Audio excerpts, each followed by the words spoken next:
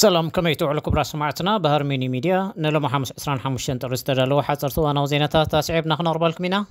نمكتالكم نعدمنا عندنا بساتهم كنقدم ابدو باوش ودنس كان بتركب كشوتوربي ابز حلف 5 عامات تزخف استبهللو على الغزناب كما تخستم بزح شودونن باغلغلوت نتفليكس سبوتيفاين باي بالن زتقملو اسماتن باسوردن بانترنت مزراقو اغلغلوت زينا راديو شودن محبارا نجزار سومن معنقالن كخددون كابسي فيلاو محبرات حاجز زحاتو شودناين قطرو منا وسخ ممصو كمون شدشت حجات بريزيدنتنت فنلاند نتي اب حبرتسب فنلاند روي ناخون زمص زلو قصال زمباله قانقا انجليزኛ بمولو دمصي تقاومو مسمعمن كالوتن زيناتات حزنا لكم قريبنا لنا نمكتالكم دقنا نعدمنا حجي بقطتها ناب زرزرات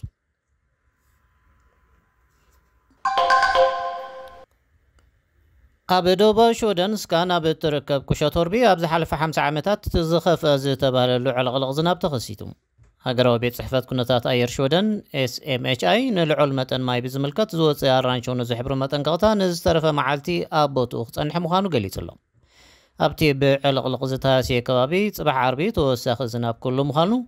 بس دما هاجروا بيت صحفات كنتات اير شودن زل عالمه انقطا كنتات اير كوت يخيل كتبل راديو شودن اتحيزا صبسيبالا بزح شودناوያን اب አገልግሎት ኔትፍሊክስ ስፖቲፋይን ፔይፓልን ዝጥቀምሉ አስማትን ፓስወርድን በኢንተርኔት ምዝራቁ አገልግሎት ዜና ሬዲዮ ሾደን ሓቢራ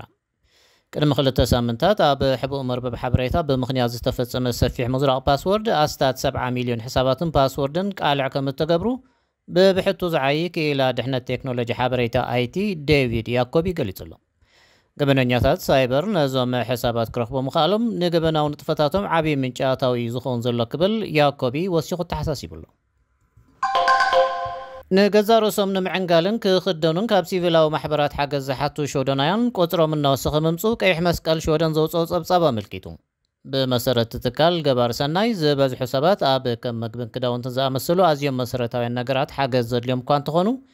ኣብ ናይ መዓልታዊ ህይወቶም ምንቅስቓሶምን ምኽርን ደገፍን ዝሓቱ ሓድስቲ ጉጅለታት እናበርከቱ መፅዮም ኣለዉ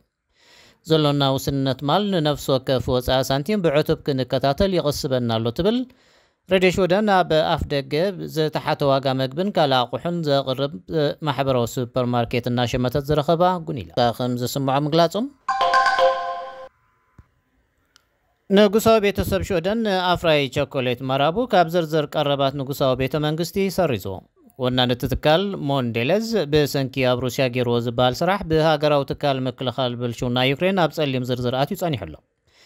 በዚ ድማ ካብ መወዳእታ ዝሓለፈ ዓመታት ሒዙ እቲ ፍርያት ካብ ቀረብ ንጉሳዊ ቤተሰብ ሾደን ክስረዝ ከም እተወሰነ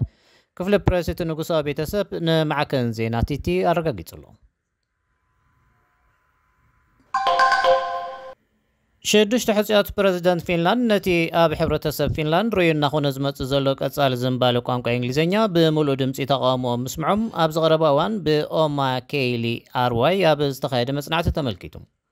ተምሕጽያት ሚካ አልቶላ ሳሪ ኤሳያ ፔካ ሃቪስቶ ጁሲ ሃላሆሪ ሃሪ ኪሞን ኦሊ ረነን ብዛዕባ ተራ እንግሊዘኛ ኣብ ሕብረተሰብ ፊንላንድ ብፍላይ ኣብ ትምህርቲ መንግስታውን ውልቃውን ኣገልግሎታት ንዝቀረበሎም ተኸታታሊ ሕቶታት መልሲ ይቦም ኣለዉ ኣብዚ መጽናዕቲ ሊ አንደርሽ አሌክሳንደር ስቱብን ጁታ ኦርፒላይነንን ኣይተሳተፉን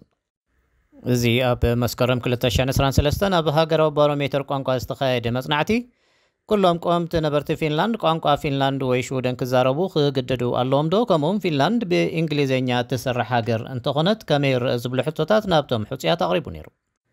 كلهم ملستي قومتي نبرتي قانقا فنلاند وي شودنيا خملكو اگداس مخونو دحم الرغاغات انجليزيኛ زعبللا فنلاند خطولو نزبل حساب غنا بتري تقايمم አለው ابزته توسان نطبي ترى انجليزيኛ بعوده تمرتي نيرو كابتوم شدشت حصيات توم حموشته انجليزيኛ كم مسارح تمرت بسفيعن توعيلو صريت تمرتي فنلاند خو godل كم زخل سكفتوم كገልጹን ከለውም ሃሪ ሃርኪሞ ኣብዚ ፍሉይ ጉዳይ መርገጽ ይወሰደን توم حصيات اب ولقاوي اغلغلوتات ناطقام انجليزيኛ بزملكتون تفلاليم اتي كل سب بانجليزيኛ ززارب وي كردادا سلازيدلي اب فنلاند نزركبو تطقمتي بانجليزيኛ طراي مغلغال ادلو وي زبل حتو مصنعتي كاب التولا ايسايهن حالا اهون ناي سمع دمص رخيبلو ብኣንጻሩ ኣርኪሞ ሰብ ሃብቲ ቋንቋ ኣገልግሎቶም ናይ ምምራፅ ናጽነቶም ብምጉላሕ ምዚ ኣይተሰማምዐን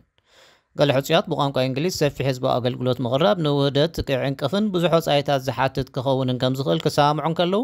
ገለ ድማ ንገለ ኣገልግሎታት ከም ምትካል ንግድ ብእንግሊዝኛ ምምችቻው ጽቡቕ ምዃኑ ርእይቶም ይቦም ኣለዉ ሕጽያት ፕረዚደንታት ዝሃብዎ መልስታት ምስቲ 82 ሚእታዊት ፊንላንዳውያን ኣብ ሃገራዊ ቋንቋ ባሮሜተር ዝገለጽዎ ስምዒት ዘሰማማዕ ኮይኑ እንግሊዝኛ ጥራይ ዝጥቀሙ ኣገልግሎታት ብሕቲ ኣድልዎ ይፍጽሙ ከም ዘለዉ ድማ ይቆጽሩ 56 ሚእታዊት ዝኾኑ ድማ ብእንግሊዝኛ ሰፊሕ ህዝባዊ ኣገልግሎታት መሃብ ንውህደት ከዝሕሎን ወጻኢታት ክውስን ከም ዝኽእል እዮም ዝኣምኑ መልስቶም ሕጽያት ኣብ ሃገራዊ ቋንቋታት ፊንላንድ ሓያልን መትከላውን ደገፍ ምህላው ዘንጸባርቕ እዩ ይኹን እምበር ኣብ ገለ ጉዳያት ዝሃብዎ ዝተፈላለየ መልስታት ትምህርቲ መንግስታውን ውልቃውን ኣገልግሎታት ክሳብ ክንደይ ብእንግሊዝኛ ክቐርብ ከም ዘለዎ ዝተፈላለየ ኣረኣእያታት ዘጉልሕ እዩ ገሊኦም እናደንፍዐ ዝኸይድ እንግሊዝኛ ንውህደት ትምህርትን ቋንቋን ዝገድብ ገይሮም ክርእዩ እንከለዉ ገሊኦም ግን ነቲ ተኣፋፈ ኣድላይነት ሓሊ ሽቕለት ኣብ ምፍታሕ እንግሊዝኛ ወሳኒ ምዃኑ ይምግቱ ብመሰረት ሄልሲንኪ ታይምስ ምስ ሃርሜኒ ሚድያ ከም ዘለኹም ክቡራት ሰማዕትና ኣብ መወዳእታ ፕረዚደንት ናይጀርያ ቦላ ቲኑቡ ርእሰ ከተማት ሃገር ካብ ኣቡጃ ናብ ሌጎስ ንምግዓዝ ዝኾነ መደብ ከምዘየላ ሓቢሩ እቲ ፕረዚደንት ንኸምዚ ዝኣመሰለ ወረታት ዘጋውሑ ዘለዉ ፖለቲካዊ ተቃወምቲ ድሕሪ ምውቃስ ሓቅነት ዘይብሉ እዩ ክብል ነቲ ወረ ኣዋዲቑዎ ኣሎ እቲ ወረ ኣመሓዳሪ ሌጎስ ነበር ቲኑቡ ዝሓለፈ ጉንበት ስልጣን ቅድመ መሓዙ ጀሚሩ ትካል ማዕርፎ ነፈርትን ክፍሊ ማእከላይ ባንክን ናብ ሌጎስ ይጉዕዙ ከም ዘለዉ ድሕሪ ምግላጹ ከዓ እቲ ጉዳይ ኣዝዩ ኣዘራራቢ ክኸውን ክኢሉ እዩ ኣቡጃ ኣብ 1991 ንሌጎስ ርእሰ ከተማ ናይጀርያ ብምዃን ተኪኣታ ኣቀማምጣ ማእከል ሃገር ስለ ዝኾነት ዝተመርፀት ኮይና ሌጎስ ኣብ ደቡባዊ ገማግም ውቅያኖስ ኣትላንቲክ እትርከብ ወደባዊት ከተማ እያ ኣብ እዋን መግዛእቲ እንግሊዝ ርእሰ ከተማ ዝነበረት ሌጎስ ማእከል ቁጠባን ዝዓበየት ከተማት ሃገርን ኮይና ትቕፅል ኣላ እቲ ፕረዚደንት ዕሱባት ኣብ ህልው ሃገራዊ ዘይምትእማን ነዳዲ ንምውሳኽ ነዝወረ ምግዓዝ ርእሰ ከተማ ምሃዞም ገሊጹሎም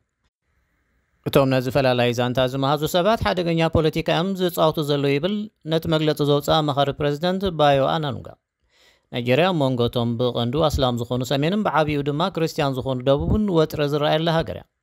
ኣብ ኣፍሪቃ ብቁፅሪ ህዝቢ ኣብ ቀዳማይ ደረጃ ትሰርዕ ናይጀርያ ልዕሊ 250 ብሄራት ኣለዋ እቶም ሰለስተ ቀንዲ ጉጅለታት ድማ ብሰሜን ዝርከቡ ሃውሳ ብምዕራብ ዝርከቡ ዮሩባ ከምኡውን ኣብ ምብራቕ ዝነብሩ ይግቦ እዮም ባርኩራ ሰማዕትና ንሎሚ ሓሙስ 25 ጥሪ ዝተዳለዉ ዜናታት እዞም ክሳብ ሕጂ ክትከታተልዎም ፀናሕኩም እዮም ምሳና ብምፅናሕኩም ኣዚና እናመስገና ብዝንሰናበተኩም ሰላም